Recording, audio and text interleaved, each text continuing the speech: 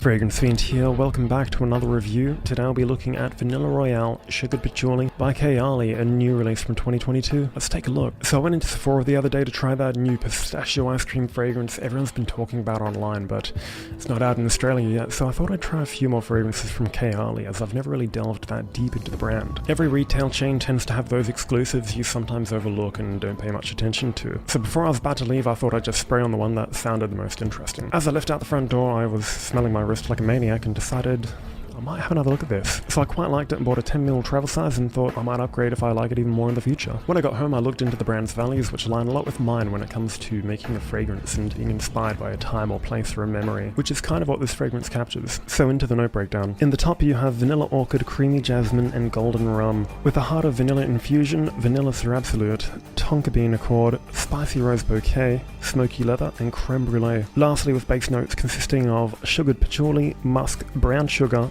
amber and Royal Oud. When I first sprayed the fragrance, I instantly got swept away by that creme brulee, which is instantly recognizable. They did a really brilliant job of replicating the scent as if the dessert was directly in front of you, which makes this a really true gourmand. So for the first 10 minutes it begins to lean a little more feminine with that creme brulee and vanilla overpowering everything else, but once the leather, rose, oud and of course that patchouli comes out, it starts to lean a little more masculine. And you can't forget about that boozy rum accord, which gives a really intoxicating nature about it. But overall, as the name suggests, it's heavily dominated by that vanilla, which means it will be a very sweet fragrance, but not to the point where it will be cloying. When I got home, I found out it's actually a limited edition fragrance, so I kind of regret maybe not going for the 50 or 100, but I do have a lot of sweet fragrances, and for this you don't need a lot of sprays, so you'll get a lot of mileage out of a 10ml. You do get a nice little sillage bubble for the first 3 to 4 hours, and then by the 7 or 8 hour mark it becomes quite a skin scent, so it has got above average performance, and to be honest that's more than enough than you need for a fragrance like this. It's overly common now where people overhype basic fragrances on social media and TikTok, and